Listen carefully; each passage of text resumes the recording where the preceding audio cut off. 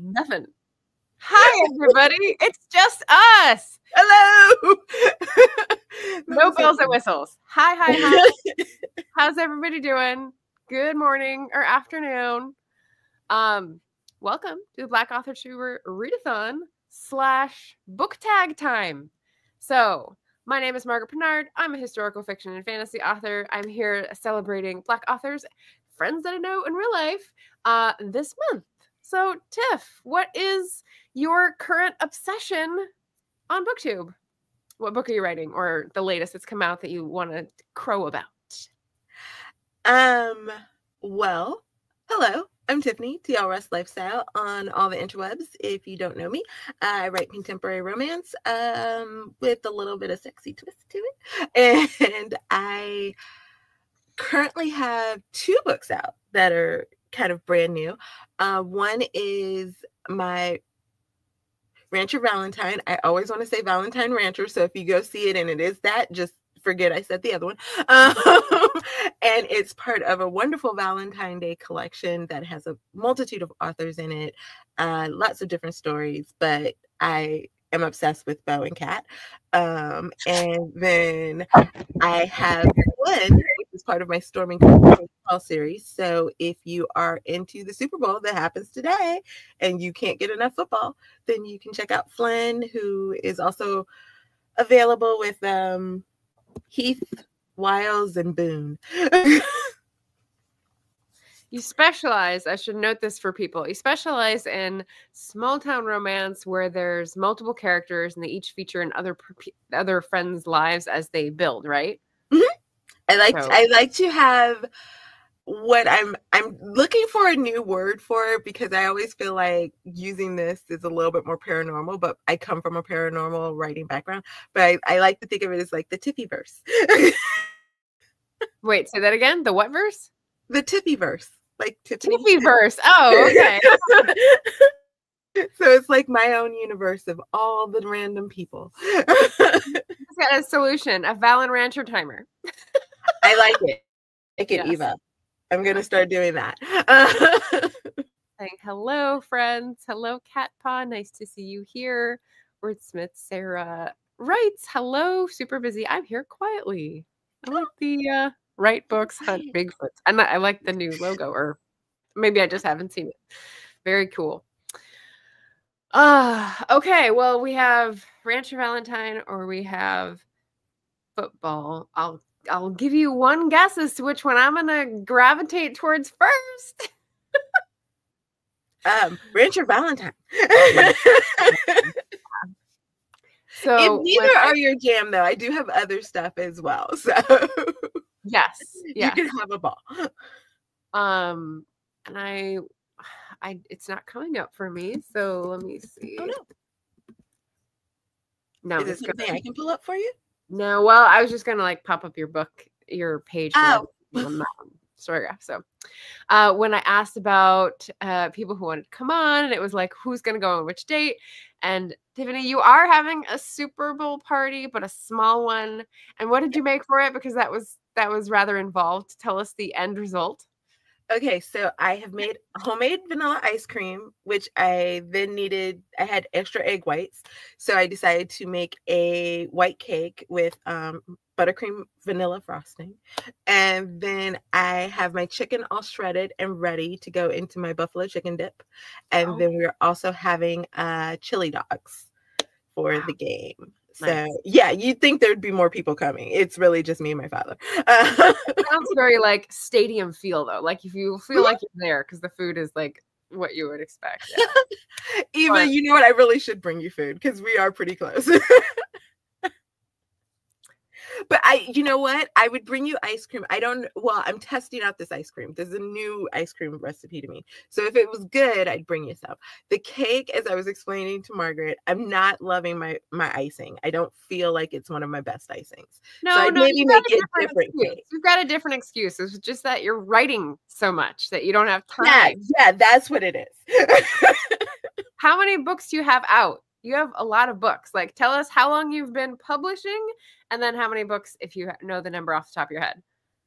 I feel like I do, but I don't remember. I published my first book. It was October, I believe, of 2023. And he was like literally Okay. selling books. And I have 21 out. I have Amazon thinks you have 23, by the way. I know. One is an anthology book that I'm part of. Right. So it has a number of different people. It was a holiday book for to raise money for the people affected for last year. So I was part of that. And then the other one is a Vella, like my Vella book. And since they're getting rid of Vella, that's why I'm like, what was it? Yeah, Come Find Her. Yeah. I which is okay because it's been up for a while. I need to figure out what I'm going to do and how I'm going to finish it off because I kind of abandoned it when I started actually doing some books. So I do need to kind of figure that out. So it's probably a good thing that Vella's like forcing me to figure something. Do you okay, here's a double layer question. Okay. Have you processed the like anger and grief over being shut out of your own work, or are you like waiting for that to come before you can like make the decision of how to end the book and repackage it? Oh, for Vella? Yeah. There actually was no anger or grief. It was more like, oh, finally, what took y'all so long? Okay. It didn't feel like Vella was kind of catching the way that they wanted it to. Even when I was doing the book, it still didn't feel like it was catching. Hey, Mia, the way that they wanted it to. And I had gotten to a point in that story, even as I was writing it, where I knew where I wanted it to end. But the middle part of where I was at that point with Vella, and this was my own mistake, because I originally started that story as an actual 3-act structure story. And then when I got into Vella, if I'd have probably stayed with it in the way that I'd envisioned it, it probably would have been fine. But then I was like, well, everybody else on Vella has all these characters and they have all these extra side stories and they have this, they have that. And, they have these books that span, like they're writing them for like a year and it's got all these words. And so I think I delved into that and I kind of wrote into a space where I was like, this is either going to go really dark and I don't know if I'm that writer, or I need to figure out how to get it where I need it to be. And then I started doing other stuff and I just never got back to that. So there really wasn't any kind of grief or anything to go with it, because whatever I need to processing what I couldn't figure anything else out. Okay. Because I have several friends who I watched go through Vella and I was like, I'm not doing this. I'm going to take a seat on the sidelines and watch and see how y'all do it. Rachel is one. My friend, not Shannon. Who else? Devin did it? Anyway. Maybe. So Christy, they had a point where they changed the structure and they changed the length, and it really screwed over people who had like a certain form for like stopping on a cliffhanger and like had accommodated the format. And so she had to redo all the things so that she would get paid the same amount. And that took like months of work. And then after that to go through to like then be told, we're just closing it down. Never mind. She's just like, oh, and I don't doubt it. I mean, think about Esther. Oh my gosh, like her thing has been going for almost 2 years, And I mean, she had a whole plot and plan for Marina. If you don't know, Esther, she's been writing Maria the Vampire Slayer, or Vampire, I think it is, just Vampire, not Vampire Slayer. I'm thinking of Buffy. But she's been writing that, I want to say, almost for 2 years on Vella. And, to have it closed, like she was the first person that I messaged when I saw it in the background, and I was just like, what are we doing? How are we doing? What are we doing? But she had already kind of, A, she had a plan for how she's going to publish that, but B, because she's in Puerto Rico, she had already been doing it like on a Patreon and on a Ko-fi so that other readers in other places could read it. So it wasn't as hard for her, I don't think, as some of the other people. But I was in the Vella groups that I belong to, like stalking people's posts.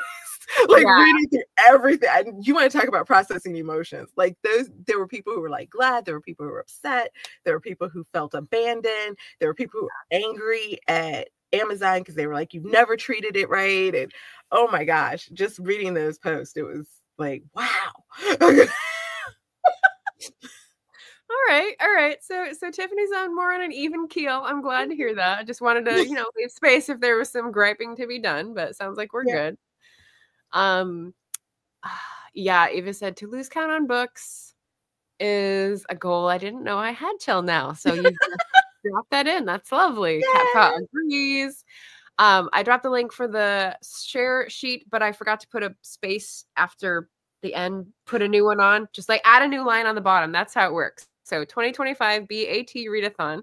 It's a spreadsheet, and I've got like, I don't know, maybe 50 or more author tubers books with their channels and their genres and the titles that are suggested, although there's many more. So what I'm encouraging folks to do is buy a new book, request one at the library, do what you can to support these authors and interact with their channels. There's free ways too. And if you do read a book, review it, because that also helps. So yes, please. Always review. 21. Oof. Okay. We got a Leslie in the house. Happy Sunday. Eva says JP Cheshire had great success on Vella with queer fiction. I don't even know that channel. JP, is it JP first name, Cheshire last name? Or is it? I don't think so. I like Cheshire sounds familiar. Like maybe I saw that on Vella. I don't know for sure.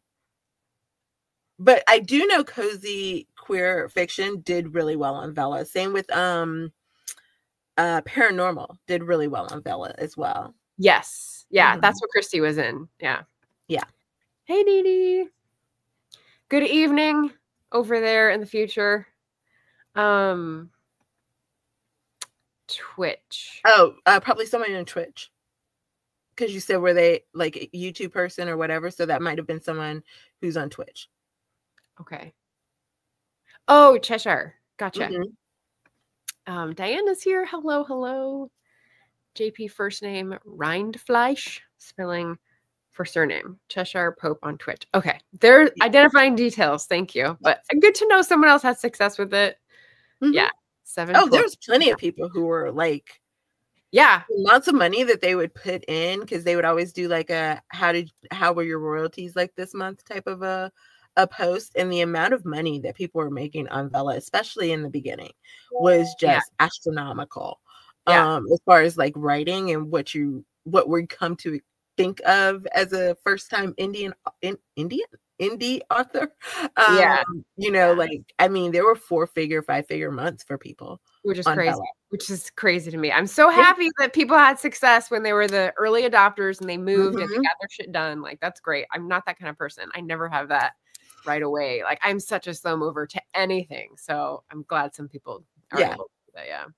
Now, those are the people that I do worry about, because some of them were consistently doing that. And I was like, what do you do? Like, I hope you saved some of that. I hope you had like a backup and a game plan, because what do you do if you've gone from like a year and a half, 2 years to being used to making like a 4-figure a month income? Right. And then all of a sudden it just shuts down. And then where do you go? Like, those are the people I'm more concerned about, or like kind of wondering what their pivot is. So maybe those are the people who are posting the more upset posts. Maybe. I don't know. We'll look at the correlation. Well, especially like if you've gotten to the point where like your family's relying on this, you know, for like something like, oh dear God. Yeah. Okay. Well, I've got the scroller running here, so we might as well start the tag. If you've got questions, it's a very simple tag. It's called the Phenomenal Woman tag, and it was made by Marilyn Maya Mendoza out in Hawaii, and I was tagged by Book Chat with Pat. So it's just 4 questions, and one of them is tagging people. So we have lots of time to wax philosophical about these questions.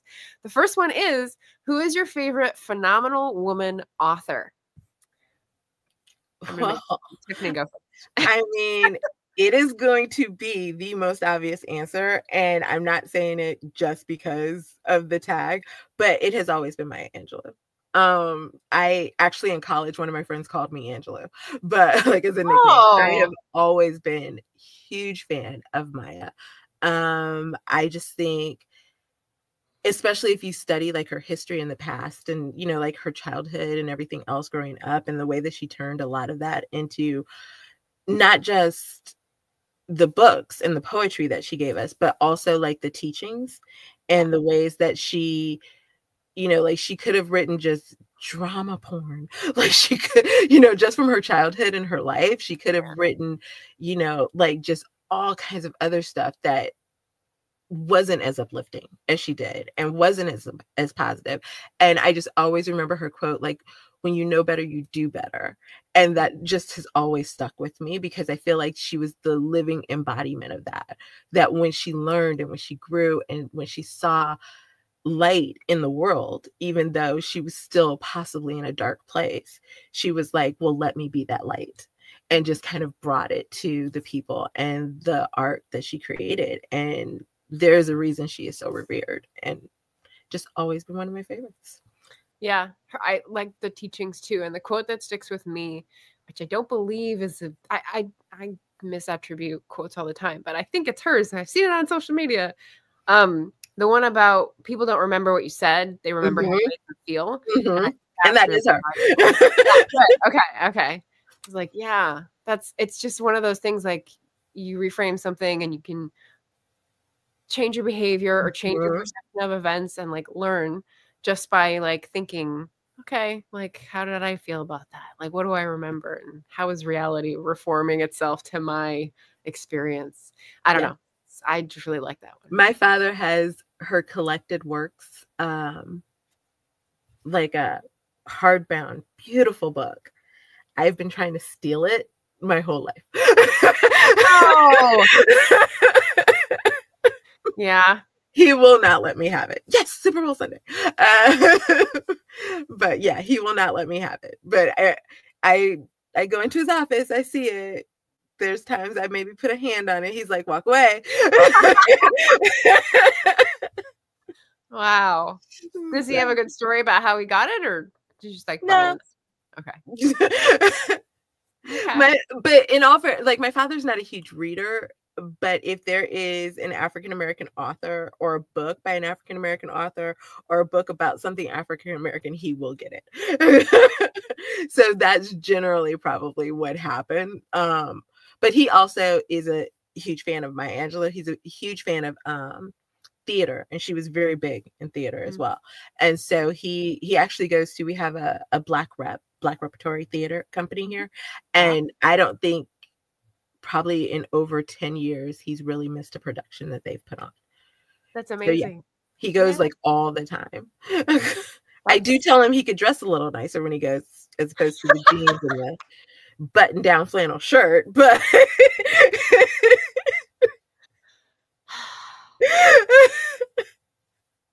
the critique, Tiffany. Okay. I know. Yeah, well, dads and dressing up. Maybe it's just not a thing, because that's my experience too. Maybe it's just not a thing. That's fine. One of my favorite, my godmother, God rest her soul, she used to crack me up, but there was this one time we were talking about something, and she was like, I don't know how we got into it. She's like, but sometimes I look at your father and I'm like, how does he keep finding these women? Look at how he's dressing. Don't ever put on some slacks. Don't ever put on a... Like, she just went down this whole long list of how he could dress better. And it was the best thing ever. I was just like, I know. Yeah. I don't know. I just finished a book that's about textile history, and I've just been reflecting on how what we wear is really, it says a lot about us, but also like it's up to us to make those decisions about what we're saying. So it behooves you to learn what you're saying that you may not realize with your wardrobe. That's what I would say. My father is saying I was born in the 60s and I'm decided to stay there. Okay. At least that's what his pants are saying. He doesn't quite have the wide collars anymore, but yeah. From the waist down, it's 60s bread. That's funny. Okay. So my phenomenal woman author is living. Do all y'all know Ayanna Elizabeth Johnson? I came across this book 2 years ago. It's called All We Can Save: Truth, Courage, and Solutions for the Climate Crisis.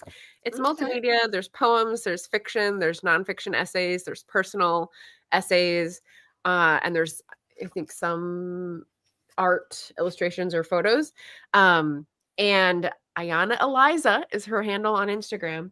And the reason I really feel connected to her phenomenalness right now is that she is posting like in the trenches every day about the fight for climate action and just like trusting science and fighting back against this tide of trying to destroy the earth. And so I feel like that courage and that persistence and that like relentless positivity is putting a lot of good into the world. And so every time I see her pop up on my feed, I'm like, yes, yes, yes. So I tracked her down after this, and she edited science and nature writing. So she's definitely in the science realm, but also writing about it for the masses, since I'm not a scientist.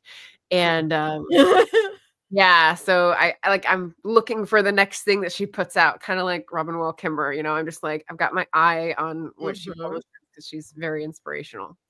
So definitely recommend. I love that. Yeah.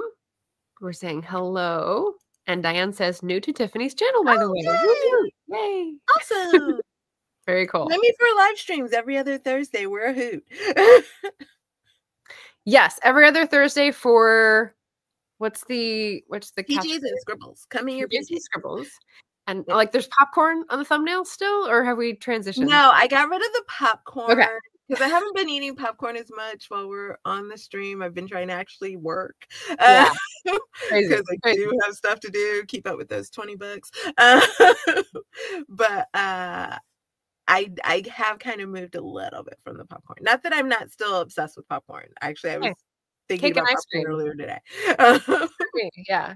And then is it like every other Sunday, or is it one Sunday a month that you do the small town or small? It's every one Saturday a month. The first Saturday of the month, we do Small Town World, where we talk about building your small town and how to cultivate a small town if you're writing leads that way, how to build characters and different industries and different stuff for that. And then we rotate, Barrett Morgan and I, the writer's room, and that's still one Sunday a month. Awesome.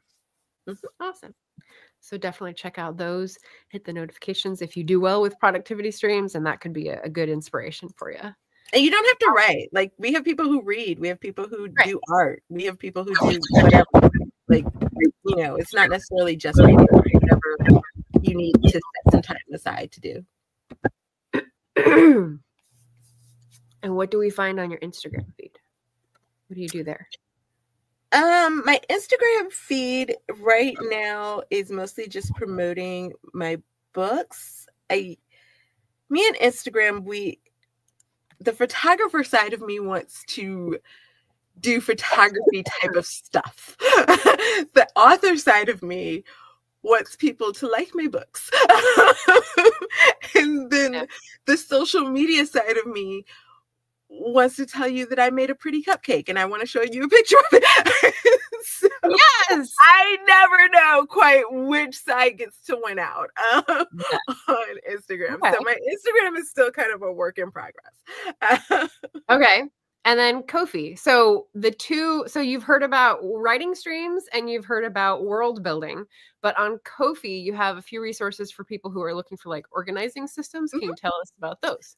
I have my Notion VIP class, or my level, if you will, if you want to subscribe to that. We're meeting like every other month-ish, and we're learning how to put together your Notion to keep all of your information, whether it's your writing, your life, your business, whatever it is, in Notion, and how to develop that system for you, however it works the best for you.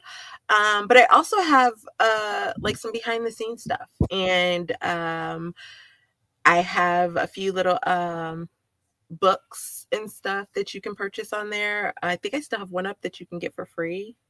So it's like nonfiction writer stuff, right? I'm sorry. It's like nonfiction writing help, right? No, it's fiction. No. Yeah, I have a short story called "Say Something," which is kind of loosely based off of the song "Say Something." The "Say Something I'm Giving Up." Giving up on you. Yeah, and it's actually told. There are no words spoken in it until you get to the last sentence. No dialogue. Oh, It's a challenge. That sounds fun. Okay. And it's what is it? The first scene is titled Him, the second is titled Her, and then the last is titled Us. So yeah, so you can get that there. I think I have a short story, another short story that you can get there as well. Okay. And so then if you, yay, yeah, so all kinds of stuff. Yeah, awesome. Okay, so that was like my very subtle sales pitch. But we're gonna go back into the book tag. Okay. Question number 2: what book features your favorite phenomenal woman character? So it's a book instead of the actual. Oh my God, there's like 7. Okay, again, I'm gonna narrow it down. I'm gonna do 3, but they're gonna be 3 really fast ones. I am a huge paranormal fan. I start off reading historical romance and paranormal. It will always have my heart. And the first one I have to say is Merit from the Chicagoland Vampire series. If you have not read it, it is 13 books plus 5 additional new series books. And Merit is just like this college girl who is studying English lit and very happy, and then accidentally gets turned into a vampire. And because everybody knows about vampires, her name is published in the newspaper, and then she gets kicked out of school while she's in the middle of getting her doctorate. And, and so she's very offended. It's kind of like a fruitful, you know, where they have like the masters and everybody lives in homes like that, and kind of subservient but not quite type of a something, and second in command type of people that run each house. And so she ends up being inducted into this one house and finds out that she's actually stronger and a bigger like badass fighter than she ever would have thought possible. So I have to say that one. And then for romance, I actually picked up a book because you were saying might be legitimately okay. I know everybody loves Julia Quinn and the Bridgerton series. I was with Julia way before Bridgerton. But she had other books, guys. She has other books. This is Brighter Than the Sun, and it is the follow-up. She did like this duology with these 2 sisters whose father is a vicar, and he's very strict very strict, but also by the book of the Bible type of thing, and he screws everything up with the older sister. So this is the younger sister who accidentally bumps into a dude who falls on top of her head because he's drunk and he's sitting in a tree because he's mad that he's going to lose all of his money because there's like this thing in his will that if he doesn't marry by this birth date, then he has he will lose all of his money. And at the time, and this is one of the reasons I love her, is because she's like defying convention. Like she has her own money. She like plays the stocks, everything else, but she does it under her father's name. And now she needs her money, and the lawyer won't give it to her because they think it's her father's. And so that's why she ends up agreeing to marry him, and it's just supposed to be a marriage of convenience. But he starts liking her, she starts liking him, and she has red hair, and that's the reason it's called Brighter Than the Sun, because he tells her hair. Nice. He used to think it was the sun, it was like the sun, but it's brighter than the sun. And he has 2 little nieces that live in the house, that one is absolutely freaking adorable, and so I love her. I like the defying convention. I often like marriage of convenience that turns into true love. Like that's a great trope. But I don't usually like the ones where I have to. I guess it's in retrospect. When I'm reading it, it's fine. But when I think of it as a trope, I go, oh, the ones where you have to marry someone by a certain age. I'm like, that doesn't happen. I know, but it's so great, especially because like she's so. Because someone doesn't want her there. And so she's so competent because she's had to be like most of her life. And she gets there and it's like all the stuff that she's competent about completely go haywire and go wrong. and she's trying to explain to everybody there. She's like, but I promise you I'm competent. Like, I can do these things. And everybody else is like, but can't you? And so it's just again, it's just a fun romp. He's hilarious, she's hilarious, and I adore it. But I like that. So yeah, and then I'm gonna actually pick one of my own characters, which is it's a toss up between Sloane in Speed of My Heart and actually Shelby, who's her sorority sister, in Shot of Love, which I wrote with Des for Des LeRae, for our pen name Des LeRae, because I really love strong characters who aren't afraid to say what it is they want, but still stand up to convention. And again, in the sense of like Shelby is a female boxer, you know, so in the sense of kind of defying what you think, she is a Southern belle who's a female boxer and will kick anybody's butt. And so that was just fun to write. And Sloane, again, is a Southern girl who speeds into town and gets arrested the first night she's there. Yeah. And instead of just taking it, nope, she kicks the police officer in the shin. Because he ticks her off. Yeah. I read that one. That feels like a long time ago. But you're saying it's the last 2 years. Easy. I think I've read 3 of yours. Oh, but so they don't always pop up on Storygraph. The last one I had to I request 3 times for them to include. I think it was that is because I don't understand Storygraph, so therefore I don't know how to put me on there. Oh, well, that's okay. I finally got it on. Yeah, so it's in my trophy case over on Storygraph as my red list. Diane said, that's funny. Cupcakes are lovely to photograph, though. So she's supporting your Instagram, whatever. Cat Paw says, I love the Christmas story calendar you did online. Does that ring a bell? It could have been, I don't know about the calendar, but I did do A Town Called Christmas. And it was based off of it was 12 short stories. And the idea was to go every day for kind of the 12 days of Christmas. 12 days of Christmas. Kind of a conversation. So that could have been it. And I still have plans for the Town Called Christmas. It's just a matter of kind of putting it together. Yeah. And figuring it out. And I had to redo one of the stories because while I like it, I didn't love it as much to go with the whole collection. So So I don't think I read any in A Town Called Christmas because that's separate from the Elfing series, which is what I read most recently. So that's not, that's more Christmas. I don't know how if I were gonna do a Elfing is still more on the steamy kind of sexy side. Right. Town Called Christmas is pure just sweet hallmarky kind of romance that's just adorable. Gotcha. If we get a kiss, we're like, oh my gosh, it's happening. Type of a thing. Yeah, I think I was looking into it before Christmas. And I was looking at which of my friends had Christmas specials. Emma Bennett does a Christmas romance, has done one for 3 years running, I think. And so, and someone else had one too. And so I was just like, I think I can just extend Christmas into January. Why not? Oh, yeah. I kept reading them. Mia Brody, she's also a big name author. If you are into mountain men and small town romance and short fiction, she is huge. But I was talking to her recently, and she was saying that her Christmas books sell almost to Valentine's Day. That makes sense because people don't have time to read it, during Christmas. So yeah, it totally makes sense. Oh my goodness, I'm looking at her covers. Who, Mia? Yeah, she has her mountain man and man chest. So can I tell you why the mountain man trope doesn't work with me?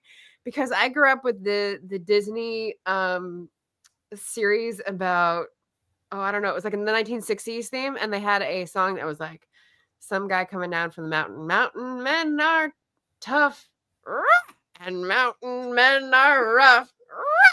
Mountain men are mean and low down. And that's what runs through my head every time. Oh my gosh, that's awesome. It's the best Parker school of non-sexiness. Well, let me tell you, in these small town sexy romances, honey, mountain men reign supreme. Okay. Well, they love a good mountain man, a good 30 to 40-year-old mountain man who's rugged and is like strong and all kinds of stuff. Leslie, maybe a little obsessive, a little possessive. Survival skills. They love a good zeroing mountain. in on. Yeah. Leslie just sent me a Instagram reel that was firefighters like running across through smoke that someone was fanning over them with like axes, and I was like, I don't need this. I really don't. Firefighters are big too. Firefighters are huge. And motorcycle club dudes. Yeah, that was a huge thing. I don't think it's that huge anymore, but it was for like a solid few years. Yeah. Like, and hockey. Like, of course, hockey. Hockey's newer. Yeah, hockey's huge. But that's not just in the short romance, in long romance, contemporary romance as well. Hockey is very prevalent. Mm-hmm. And when I did the football series, I mostly was doing it because I understand hockey, as well as I know. No one's gonna redeem me and say they remember it too. You might be on your own. But I don't know. There's something about the fact that hockey was so huge. I didn't quite want to full on dip my toe into it. And it was football season. Like literally when I came up with the idea, I had COVID and I had written a totally different book that I needed to do some massive edits to once I got it back from my editor. And I was like, well, I don't have time to do this while sick. And I need a book to release. And so I was trying to think of something. And I think I was just skimming through like contemporary romance books, like trying to think of something while laying in bed, trying to keep my eyes open. And I was just kind of like, I saw somebody who had a football book and I was like, oh my God, when is football season? And so I just decided to write a football book, and thankfully was able to get one out. Fall to winter? Like the same as I was 2 books into the series of the book that the first one I was getting back and it needed edits. So I was a little offended that now, I was more offended. I came back from a family reunion and had COVID, but I was like, 4 years, I missed it. And my family of all people. And so I was more offended by that. But I was, like I said, 2 books into it. I was ready to release this. I got the feedback back and I was just like, that's just way too much for me to be able to edit right here in this moment. Yeah. And it was, I feel like the beginning of August, and football season starts in September, because I remember I was able to push it back and still stay. When you do the short romances, they always tell us like you kind of want to stay in Amazon's algorithm, which gives you about 30 days. And so I try to release in that kind of time frame. And so I was able to release it the Tuesday of the first game of the football season. Wow. And I was able to push it a little bit back, which gave me a little bit more room to get healthy and then write the story. Precision. Oof. Yeah. It was a strategic strike. And I didn't expect it to do what it did. Like, again, because hockey is so prevalent. I was like, well, football, maybe they'll read it, maybe they won't. That football series has become one of my bestsellers. Nice. Yeah. Excellent. The middle book, not so much. I don't know what's wrong with the middle book. It's like everybody loves the first book. They love the second one. The middle one, they're like, eh. Oh, thank you. Okay. Definitely agree. Okay, so my answer to that question, to round it out, favorite book, was the screen share. Let me make sure I'm on the right screen share. Okay, so favorite phenomenal woman character. Have you read Transcendent Kingdom? I haven't, but I read one of her other books. Homegoing. Yes. The more famous one. So I read this one first, and I actually liked it better. Maybe it's because I read it first, even though it's later, But it's contemporary instead of historical, which again, opposite of what you would think. But I just loved the themes. So she's contemporary. She's a researcher. She's had like family traumas and tribulations, and is trying to forge her own life. And there's just like all these parallels drawn between what she's researching and behavior and psychology, as well as like things in society. And I just remember reading it and going, oh my God, that was amazing. So 5 stars. I love it. Yeah. And in case anyone needs to read and doesn't have the glasses. Gifty is a sixth-year PhD candidate in neuroscience at Stanford University School of Medicine, studying reward-seeking behavior in mice and the neural circuits of depression and addiction. Her brother, Nana, was a gifted high school athlete who died of a heroin overdose after an ankle injury left him hooked on OxyContin. Her suicidal mother is living in her bed. Gifty is determined to discover the scientific basis for the suffering she sees all around her. But even as she turns to the hard sciences to unlock the mystery of her family's loss, she finds herself hungering for her childhood faith and grappling with the evangelical church in which she was raised, whose promise of salvation remains as tantalizing as it is elusive. So good. So yeah, the religion questions, like there's so much packed up in it. So Okay. that is my answer for question number 2. What book features your favorite phenomenal woman character? Like when I went back. All right. Question number 3. If you were creating a book prize. Oh, and speaking of book prize, because that perked Tiffany's ears earlier, I am giving a book prize. I'm giving the books of all the people who visit to a winner, and it's going to be drawn from whoever participates. So I came up with this on last week's yeah, exactly, stream. And if you add a line and you read a book and you review it on your channel, that means you participate in the readathon, then you're going in the drawing. So I'll send all the electronic books if you're outside the US, or paper books if you're inside the US. Question. If you were creating a book prize, let me get that out of the way. Which book by a phenomenal woman author would you choose? So you have to kind of explain the book prize idea that you would be highlighting. And so I'm giving away a book? No, not a giveaway. So if you were creating a book prize, like I want to create best comfort book of the year, for example, or like best literary fiction or best mountain man fiction, whatever you want to choose as your okay. Like what would it be, and then what book would you? And I don't know that I have an answer for this one yet. I think book prize. What would you want to highlight? What isn't already highlighted? It would be best book of self-discovery. And it would be Zora Neale Hurston's Their Eyes Are Watching God. I absolutely adore that book. Uh-oh, she's going to get it. That's right. I adore that book. I had to read it in college for a African-American lit course.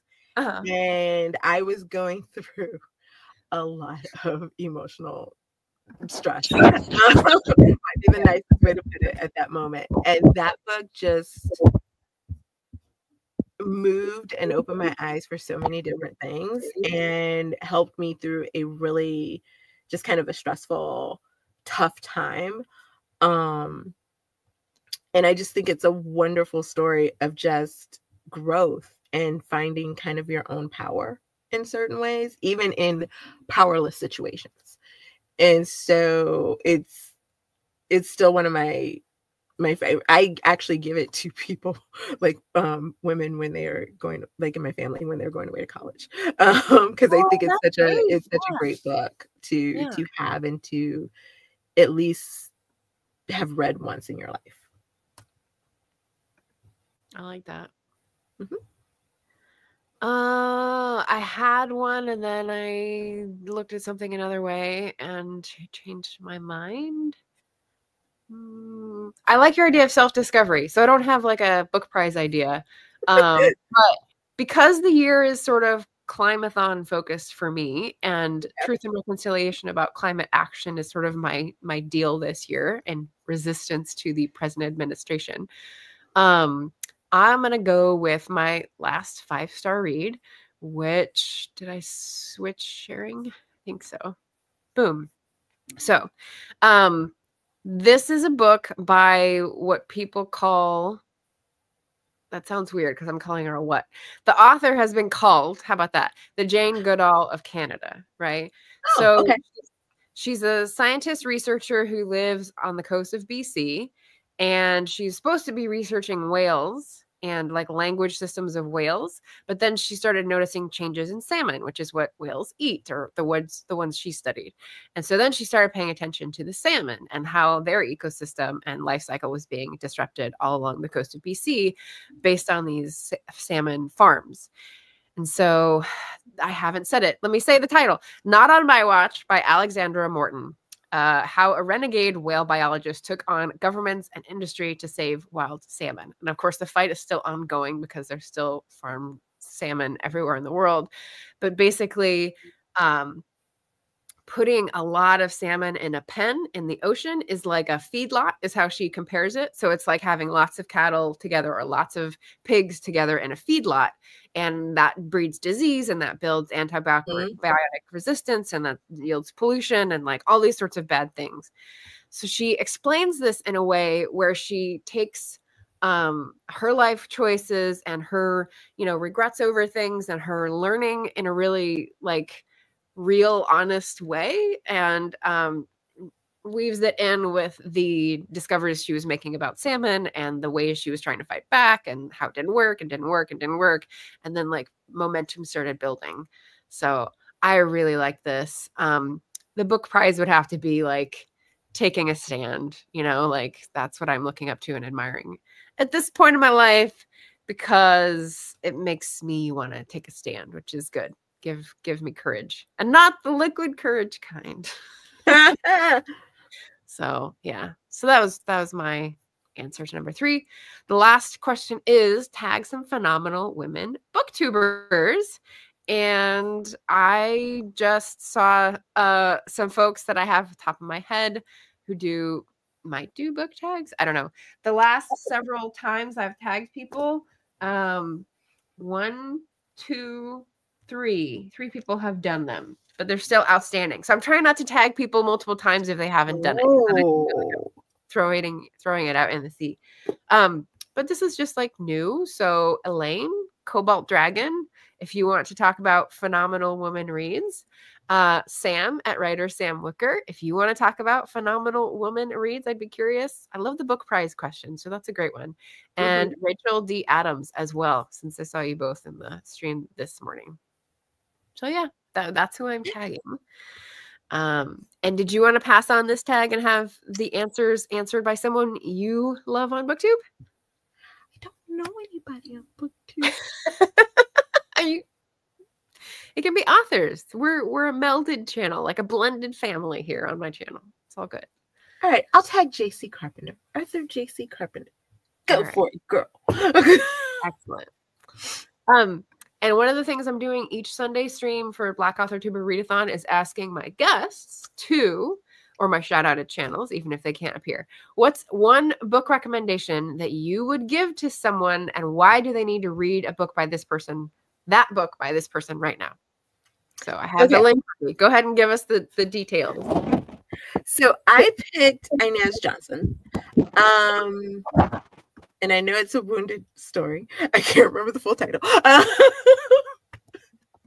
Because I'm so great, guys. I think Lifeline must be like the series, and then Heart of a Wounded.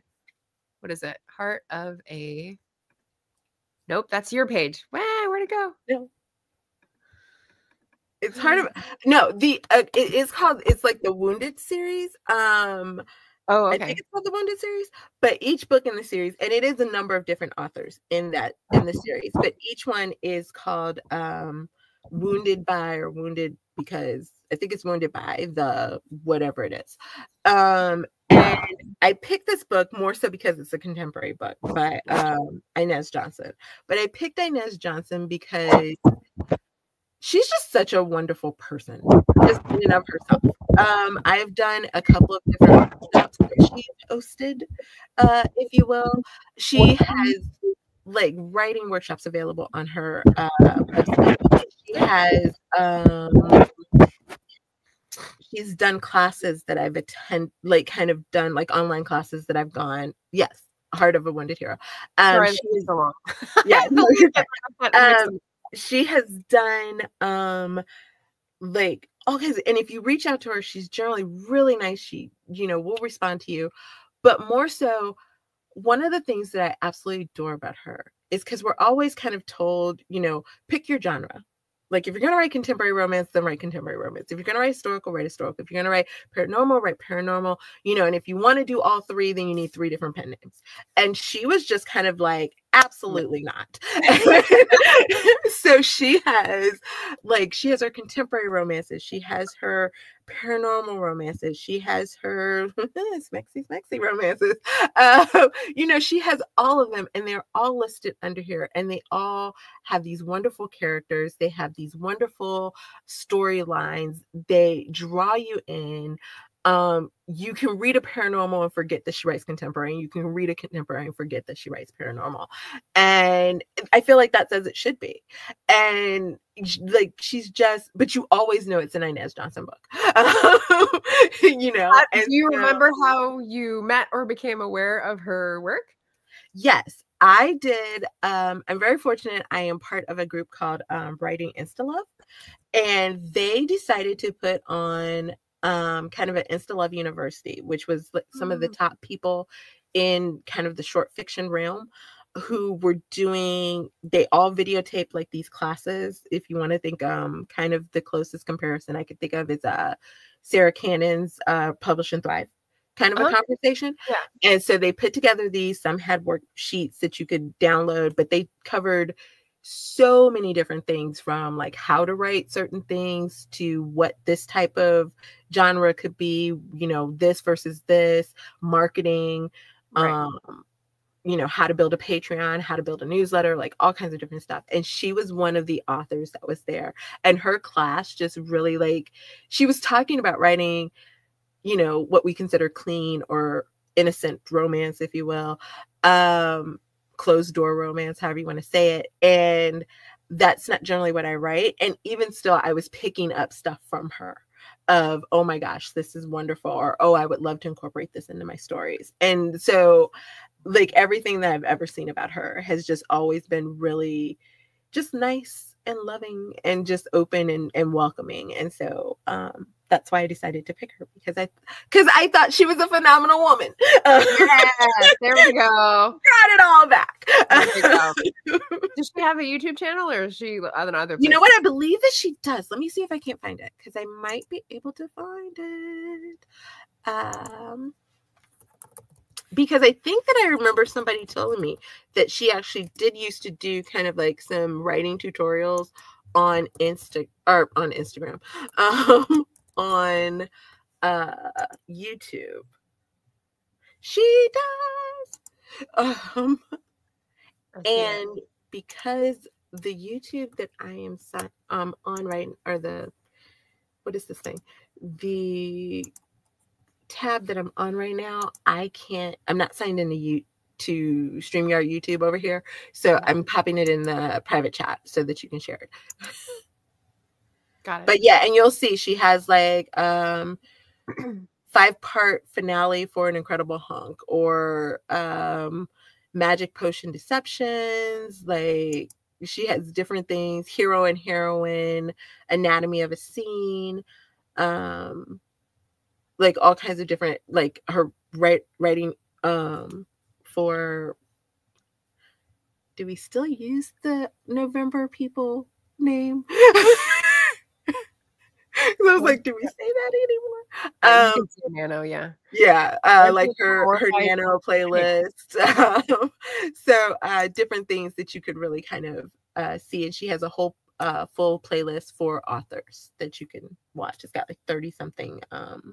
It looks like she's taking a little break, but yeah, recently she has, because I know that she's working on a lot of projects right now. But yeah, nice. So she's a Black author tuber, so she could go on the spreadsheet. Sounds like I need to put her name on the list for me to read. I didn't even think of that. Look at what I did. Excellent. We got some people talking about their writing in the chat, which is great. Okay, so we did the tag. We talked a little bit about where to find you and a little bit about what you're writing. Do you know what's coming next? Do you have a pre-order link? Are you done with pre-orders? What's your next? I'm not done with pre-orders. The pre-order link hopefully will be up soon. I'm having a little bit of a doozy with the story that I'm currently working on. It is Bo's oldest sister Haley is coming next. And I would love to tell you all of the tropes except for that they changed daily, which is why I'm having a bit of a doozy. Oh man. Okay. At first it was supposed to be enemies to lovers. I don't quite think that's what's happening here. It might be a little bit of slow burn, but I'm not positive of that one either. But I do know it is an office romance. That's what I know. It is an office romance. That one I can get. Office. Yes. She is the it is set in Margaret's it's in Oregon. Right. It is set in Oregon. And it is my new small town of Bliss Haven. And Haley's family, Haley, Bo, and Daphne, they all run the Bliss Creamery, which is the producers of Bliss ice cream. Nothing like a certain other ice cream manufacturer on the absolutely not. That was not the basis of everything that I thought of. Absolutely not. Delicious though. Yeah. You have one out in the series already? Do you have one out in that series already? Well, in a way, Bo is kind of the intro into that because he works in the company, but he also does the rodeo. So and both Haley and Daphne are in his book as well. Okay. But this one is I can tell you it's Haley and Parker. And it is an office romance because Parker actually works for the also not inspired by a specific amusement park, but he works for an amusement park in Florida. For legal reasons. Right. In Bluebell Point, Florida. And they are partnering with Bliss Haven to open up one of their ice cream shops at their park when it opens next year. And Bliss has a very intense training program, and the person who's supposed to go quits at the last minute. And so Parker, trying to get out of Bluebell Point for reasons that become known later, volunteers and goes up there. And then they are working together, but she does not want him there because she had a specific person that she thought was going to run the company or run the shop until they decided to send someone else. That's why I was going to be but somehow that didn't work out. So, yeah. Well, if anyone else is going to be filling up their February with lovely escapist romances, I think I'll definitely be jumping on that train. Excellent. And then after that, I do know I am finally dipping my toe in the hockey player pool. Because Daphne's guy does play for my Oregon Gray Gliders, which is the hockey team. Oregon and hockey. I don't know. I definitely see that in the eastern part of the state. Well, I've given Oregon 2 teams. I've given them a hockey team, the Oregon Gray Gliders, and a football team, the Oregon Midnight Dragons. You're welcome, town. Like the 2-1B league, like maybe. Whatever. I don't know. I didn't say which leagues they play for copyright reasons. None of my people play for leagues that could sue me. Yeah. Nice. That was what I tripped my father out with this because I was telling him in Flynn's book, because I wanted it to kind of tie into what's happening today. I kept saying they were going for the championship. They were going for the big game. They were going for this. Oh, and he was like, why? And I was like, because Super Bowl is copyrighted. Yeah. You can't trademark playoffs, right? Like, no, Super Bowl is copywritten. And so you playoffs can't is not. No, I don't think playoffs is. There you go. So he was like, you're kidding. I'm like, no. So we were going back and forth talking about it. So that's why I'm like, I don't know if NFL or NHL or any of those are copywritten. I don't know who my people play for. They just play in a league is all we say. Interesting. Okay, so I've read one hockey romance. And it also was a time travel, and it also had Jane Austen as a character. So, you know, it was bound to please me in some ways. But they definitely talked about the NHL, and they definitely had a city that was a real city Really? team name. Yeah, I think. Oh, I didn't think you could do that. Interesting. Because even in my book, I don't use the actual names for Kansas City's like team or the team that St. Louis used to have. I just referenced that this guy is from Missouri. So being in Missouri, you had two choices, Kansas City or St. Louis. Well, if you want to be safe, you know, like there's I can't afford to be sued. But yeah, so that's very interesting. But most of the people that I know who do sports, they make up their own teams. Now, not all of them make them up in states or cities that don't have teams. Like sometimes they do make up their own teams, but it could be like overlay it. Yeah, like Atlanta has 18,000, you know, sports teams, but they still would have like their own Atlanta team, or maybe they'd have a Georgia team versus Atlanta, type of a thing. Because like I do have like the Storming Cobras are in Louisiana, which New Orleans does have a football team, but they are the Louisiana Storming Cobras as opposed to the New Orleans. I know their team name. I promise I do. I just can't think of it right now. So yeah, so they're the Louisiana Storming Cobras as opposed to that's different enough. Yeah, I mean, I haven't had anybody tell me it's not. Excellent. That's cool. That's cool. And I don't necessarily say the Louisiana Storming Cobras a lot in the books. I normally say like your Storming Cobras, or I'll say that they're in Louisiana, and then it's, you know, something else. So I don't generally put Louisiana Storming Cobras. Why would you see? I'm not a sports person. Why would you need an adjective? Why would you just call them the Cobras? Is there another team? There's already another team called Cobra. Okay. Pro tip: if you're writing any type of sports, do your research, because there's not a lot of fans are rabid. There is not a lot of animals, or like, what is it, like crusaders, stallions, knights. Any of those, like those type of, there's not, like, you would be surprised between colleges, professional teams, A1 leagues, B1 leagues, C1 leagues.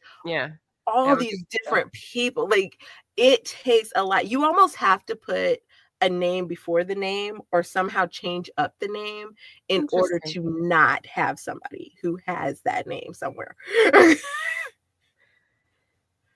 Copyright law. Yeah, it is very it's almost very difficult. Hey, JC. It's almost very difficult. Yes, I tagged you in what we did. You go do things, phenomenal woman. There you go. Yeah, it's very hard sometimes nowadays, especially because so many people write like sports romances, to find like just the thing. But a lot of times in the book, they do just call each other Cobras. It's just because of, for naming rights, it's Storming Cobras. Allegedly. For whatever. Yeah. But also, once more, as you're doing your research, don't just look up actual professional teams. Go like to Amazon, Barnes and Noble, all your local book people. Oh my God, you have to worry about the fictional ones too. This is why you will not find me writing sports romance. It's a whole moment. Like, I think it took me, and again, I was in bed, you know, still sick, but I think it took me about a day to a day and a half to find a team name for the Cobras. Yeah, it took me just going through. I think I had gone through, because I really did want them to just have a one name type of something. Hey, did you go with a different venomous snake? Like, yep, rattlesnakes, rattlers. There's somebody who has a rattlesnake. I can't remember who it is. But I didn't even necessarily want to. I didn't even necessarily want a steak. I was just trying to find something that would work. So I think I started off looking up. I always start off looking up any animals that are indigenous to that city or town or state that I'm looking for. Those guys. got real fast. And then I kind of start thinking of what do we normally associate with like really strong or really powerful type of something. And so then I start looking through there, and then I will go through, and sometimes I will just Google team names and then try to like see, oh, well, this is this name. What other type of animals sound like that, or what other type of people sound like that? And then I start looking those up, and you're gonna get the catacorns eventually. I just may, or I'm pretty done with naming teams. Well, actually, I think I'm lying. I have a college that I think in a moment we're gonna have to come up with a team name for something. It also is in Oregon, so well, Brexley State College. Good luck. Brexley State College. That's our town that's associated with Blisshaven. Sound sports writing advice. Nice. JC likes swimming cobras. Has a good ring. Yeah. Cool. Well, my dear, we're at the end of the hour, so I'm just going to reiterate. Please find Tiffany's channel and subscribe on YouTube. You can find her books on Amazon. It's in the chat. You can look up her recommendation for Inez Johnson, which is also a Black author tuber who will go on the sheet next. Yay! So yay! So celebrate those books, support those authors in any way you can this month and all year long. And thank you for coming on the channel and chatting with me and doing a fun book tag where we get to talk about books we love. And if you want to talk, because I know we started this off with you asking how many books do I have or have I forgotten? Like, I think Inez has like 100 books. So speaking of people who have books and they could have like forgotten how many. Well, if you've only been publishing for 2 years and you have 21, you're on your way. So give you 5 years. I don't know. We'll see. So, yeah.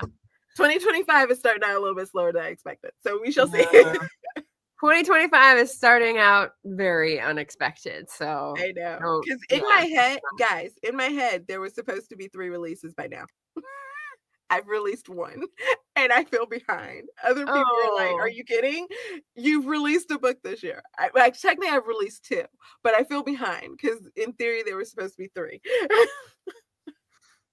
But no one else knows that until you tell them. So I know, but yeah.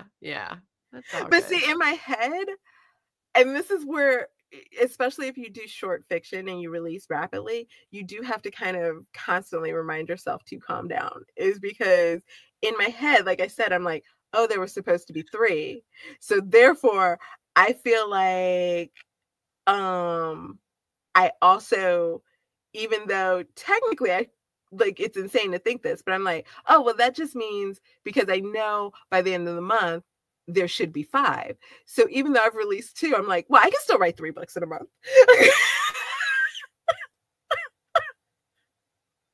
And then I'll be back on track. You can't catch up like that. You gotta erase behind you. The past just gets erased. You gotta keep going. Yeah. So that's why I have to kind of stop myself and be like, hold on, calm down. Let's just write some books, see where we end up. I hope friends are good for that. So I hope we help.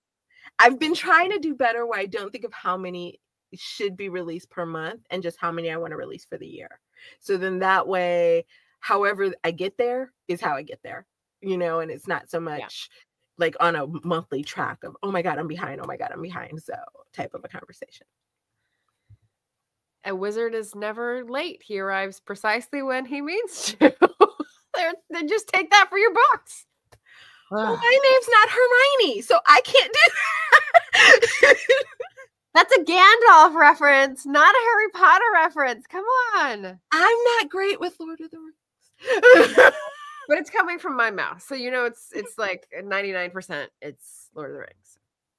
Yeah, I am the person that upsets Lord of the Ring fans because I fell asleep on them. I know. There's a few of you in the world. It's okay. We love you anyway. And then woke up because we were supposed to be binge watching all 3 of them in one day, and woke up and then stayed up till 3 o'clock because my friends wouldn't let me fall asleep, and then had a raging migraine the next day because we stayed up till 3 o'clock and they woke me up in the middle of my nap. Don't force it. Don't force it. They're great. So one day, and maybe now Lord of the Rings has like a bad connotation because of that. So maybe one day I'll try to like watch them and, you know, give myself space and time. Maybe I'll feel better about it. I read the books in high school. Yeah. I love the movies. My cousin does too. Like she's one of those people that it does boggle her mind. She's like, how are we related? Every time I say that. Yeah. That is not my jam. She's like, how are we related? I'm like, through our mothers. Which also gets like annoys her because she's like, why? Why do you always have to have something? I'm like, well, you asked. Oh, well, you have friends in the chat, so there you go. Yay! I'm not putting them up on the screen because censorship. Just kidding. All right. Thank you, Tiffany. Thank you, everyone who came and watched and engaged and interacted. And hopefully we'll read some great Black AuthorTuber books this month and all year long and review them and have a lovely time. Yeah, because you don't have to just read Black AuthorTuber books during February. Right. I had somebody else have another great month. Something like that on Facebook. And their thing, what did it say? It was like, I love when February comes around because I get to read so many wonderful Black authors. And I was like, you know that we still publish 7 or 11 months of the year. No, you get the recommendations because we focus on that and we're just scattershot the rest of the year. So it's like, get your recommendations and your, TBR, and then you can chisel away at it the rest of the year. That's I fully embrace that. But just don't let people think, oh, well, it's only February. By all means, read all year. We like you all year long. Yes. All right. Thanks, everybody. We'll see you Sunday. So I will see you again Wednesday for a wrap up, and this Thursday, next Thursday. Next Thursday for Tiffany's PJ. I had to think, but I think it's Morgan. I almost said Margaret's channel. I think it's Morgan's channel. We will be on Sunday for the writers' room. Cool. All right, writers and readers. Yeah. All right. And we will be talking about me. Oh, your work? Yes, I have an idea. I have an idea for a cozy mystery, which is definitely different than my norm. And so we're going to be spitballing some ideas and trying to figure some stuff out. Morgan tried to go cozy and we saw how that went. So she's well, okay. And I'm not saying this is different than what Morgan's doing, because actually I know what Morgan's doing a little bit more than what she shared. And Morgan is stressing out because Morgan stresses out. Morgan is an amazing writer. And this book is going to be phenomenal. But my series will tie into the Bliss Haven series. So the idea is that it still will all kind of be in that same universe, but it will tie in. And if I do it right, it will then also tie in a little bit to my Jewel Agency series. So that's kind of the plan of it. And so that's kind of my question, because I already know the characters. I already know I want to do it kind of like, so during the holidays, Hallmark had this Mistletoe Murder series where it was like every week there was like this mystery that she was solving. And it was like 2 weeks. It took 2 weeks to solve each mystery.